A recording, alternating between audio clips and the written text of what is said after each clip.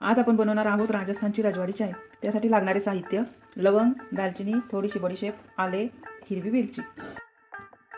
आपण घेतलेले सर्व जिन्नस एकत्र मोठे चेचून घेऊयात।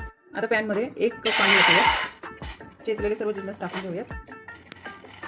पाण्याला एक उकळी येऊन द्यायची, म्हणजे त्या जिन्नसचा सर्व अर्क त्याच्यामध्ये उतरतो।